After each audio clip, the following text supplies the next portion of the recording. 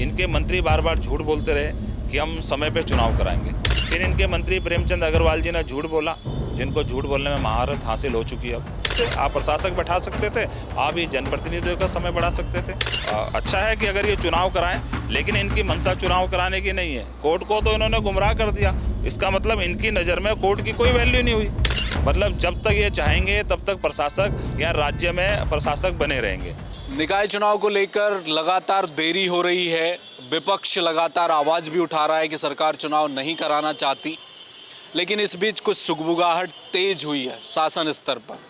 आरक्षण तय होना है, उसका जो अध्यादेश है वो इस समय राज्यपाल राजभवन में मौजूद है। बताया जा रहा है कि हो सकता है जल्दी उसमें राज्यपाल अपने हस्ताक्षर कर दें, तो एक आध दिन में अधिसूचना जारी हो सकती है। और ये बहुत तेज़ी से ये जो समीकरण है बदले हैं पिछले 24-48 घंटों में, और इसके बाद राजनीतिक दल भी सक्रिय हो गए हैं।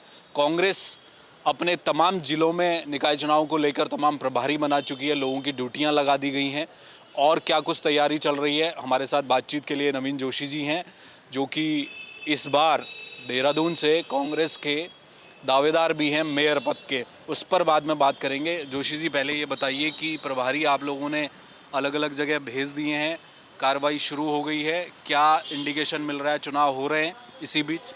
देखिए, कांग्रेस ने निकाय चुनाव के लिए अपनी पूरी तैयारी कर ली है। हमने पूरे राज्य भर में जिला स्तर पे अपने सीनियर जो लीडर्स हैं वो प्रभारी हम लोगों ने भेजे हैं। वो जनता के बीच में जा रहे हैं और उनसे फीडबैक ले रहे हैं। जो जीतने वाले कैंडिडेट हैं और जो वहाँ काफ़ी समय से जो लोग काम कर रहे हैं उनके बारे में फीडबैक ले रहे हैं। जो जिताऊ कैंडिडेट होगा कांग्रेस उसको चुनाव लड़ाएगी। और भारतीय जनता पार्टी ने तो पिछले 1 साल के अंदर राज्य की जनता को और कोर्ट को गुमराह करने का काम किया है। इनके मंत्री बार बार झूठ बोलते रहे कि हम समय पे चुनाव कराएंगे, लेकिन समय पे पिछले साल नवंबर में चुनाव हो जाने चाहिए थे, लेकिन इन्होंने चुनाव नहीं कराया। इन्होंने 6 महीने का समय बढ़ा दिया। फिर इनके मंत्री प्रेमचंद अग्रवाल जी ने झूठ बोला, जिनको झूठ बोलने में महारत हासिल हो चुकी है अब, कि हम 6 महीने में करा देंगे, फिर भी नहीं कराया। 3 महीने का समय बढ़ाया, फिर इन्होंने 3 महीने का बढ़ाया। अब इन्होंने प्रशासकों का कार्यकाल अनिश्चित काल के लिए बढ़ा दिया, अग्रिम आदेश तक। मतलब जब तक ये चाहेंगे तब तक प्रशासक या राज्य में प्रशासक बने रहेंगे। जनता से जो चुन के जो लोग आए हैं उनको हटाने का काम इन लोगों ने किया है। आप इनका भी समय बढ़ा देते, आप प्रशासक बैठा सकते थे, आप ये जनप्रतिनिधियों का समय बढ़ा सकते थे।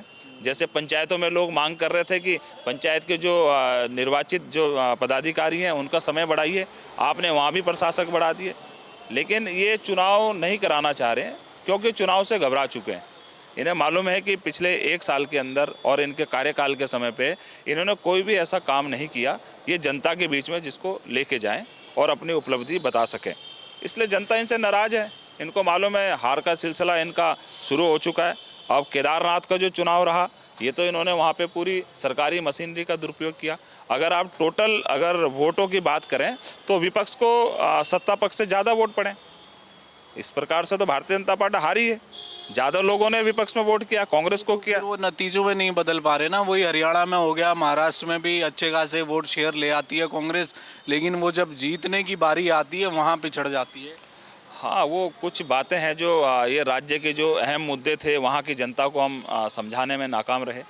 जिस प्रकार से बेरोजगारी उत्तराखंड का प्रमुख मुद्दा है, पलायन यहाँ का प्रमुख मुद्दा है, केदारनाथ धाम के अंदर जो सोने की चोरी हुई है वो प्रमुख मुद्दा था। केदारनाथ धाम के नाम से दिल्ली में जो मंदिर बनाने का काम किया, QR कोड जो उन्होंने जारी किया, पैसे जो लोग सोच रहे हैं हम केदारनाथ धाम को दान दे रहे हैं वो दिल्ली के मंदिर में जा रहे हैं, उसकी जांच करने वाला कोई नहीं है। आखिर पैसा तो गया है लोगों का।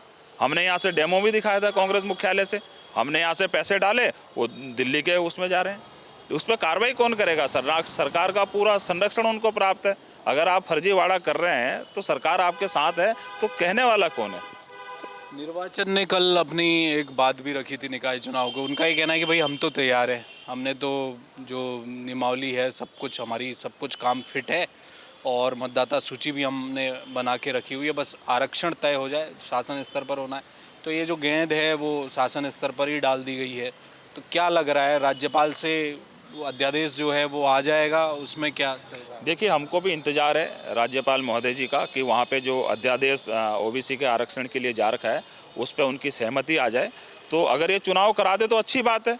जनता पिछले काफ़ी समय से परेशान है, आपके प्रशासकों को झेल रही है। लोगों के काम नहीं हो पा रहे हैं।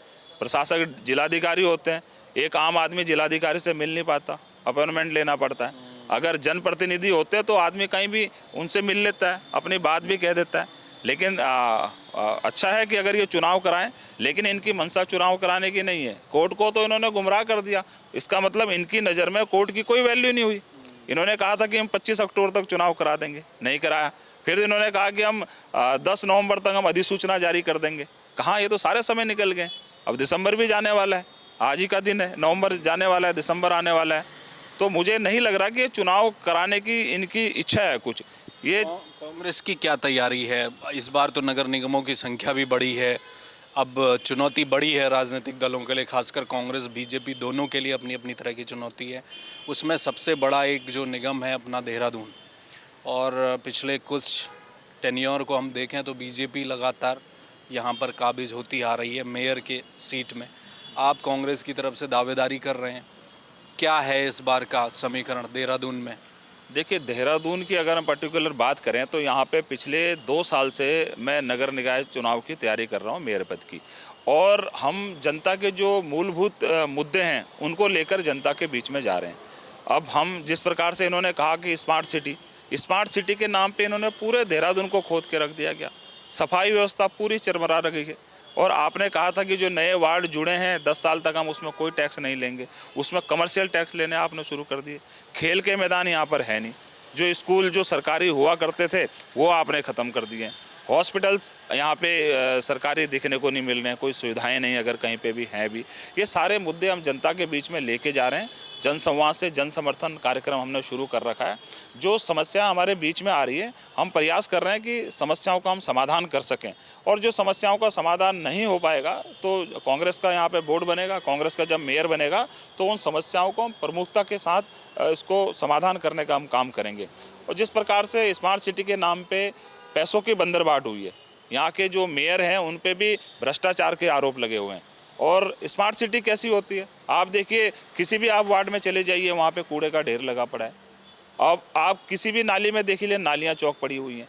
और ये स्ट्रीट लाइटें लग नहीं रही हैं। यहाँ के कर्मचारी अपने घरों को ले गए क्योंकि उनको तनख्वाह नहीं दे रहे हैं। आप लोग तनख्वाह देने को आपके पास कोई बजट नहीं है।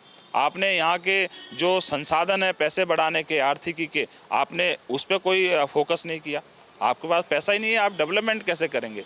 जो आपने पैसा स्मार्ट सिटी के नाम पर देहरादून में आया वो आपने ऐसे बर्बाद कर दिया। आपने दीवारें वहाँ पे पेंट कर दी, LIC की यहाँ बिल्डिंग है, वहाँ पे आपने साज सज्जा के लिए वहाँ पे आर्टिफिशियल टाइप के टेम्परेरी आपने सजावट वहाँ कर दी। जो आज अगर आप वहाँ जाएंगे वो सारी चीज़ें टूटी पड़ी हैं, उनमें कोई बोलने वाला नहीं है।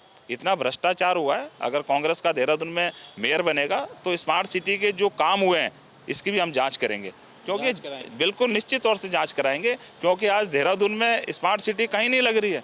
प्रधानमंत्री जी का dream project smart city, Dehradun भी उसमें से एक है।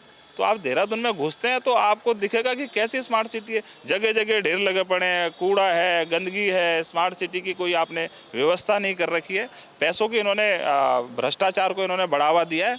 सबसे पहले तो यहाँ के मेयर को सामने आना चाहिए, जो उन पर आरोप लगे हैं उनकी सफाई देनी चाहिए कि भाई आपने जो हलफनामा दिया था चुनाव लड़ने के समय, इतनी अधिक आपकी संपत्ति कैसे बन गई है? वो तो दे चुके हैं ना, एक बार उन्होंने कहा भाई उनका तो कई तरह का व्यापार था। ये नहीं, जिन्होंने इन पे आरोप लगाए थे उनको जिला बदर कर दिया आपने, उनके खिलाफ कार्रवाई कर दी।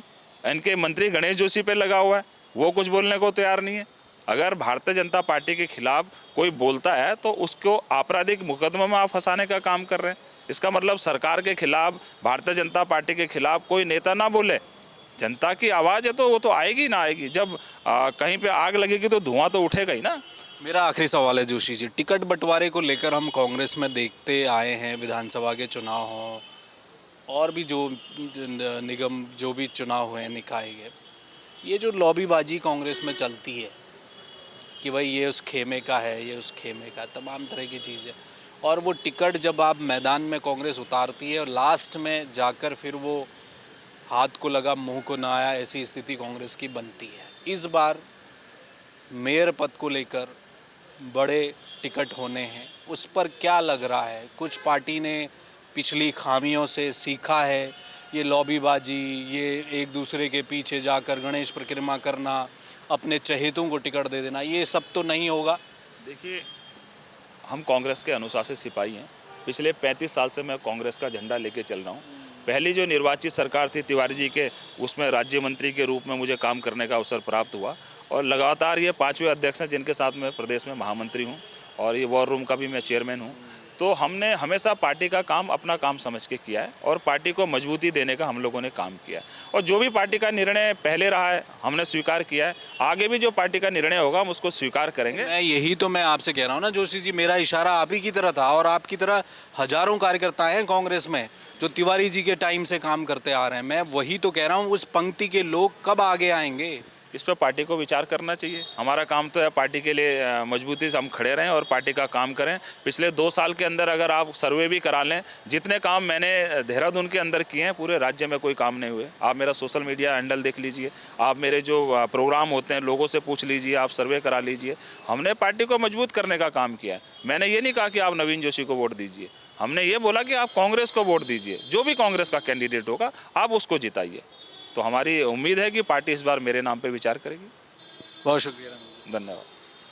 तो ये थे नवीन जोशी। देखिए, कांग्रेस में तैयारी पूरी है, अभी से नहीं। और जब कार्यकाल ख़त्म हो रहा था निकायों का, तब से कांग्रेस चार्ज थी, लेकिन सरकार सब कुछ हाथ में लिए बैठी रहती है तो वो तमाम चीज़ें अपने हिसाब से चलाती आगे को गई। प्रशासकों का कार्यकाल बढ़ता चला गया। अब चर्चा ये चल रही है कि हो सकता है 10 दिसंबर के आसपास निकाय चुनाव को लेकर अधिसूचना जारी हो सकती है, अभी तक की जो खबर मिल रही है। अगर ऐसा होता है तो भी ठीक, क्योंकि निकाय लंबे समय से प्रशासकों के हवाले हैं और एक चुना हुआ जनप्रतिनिधि निकायों में, चूँकि छोटी सरकार है, वहाँ तो होना ही चाहिए।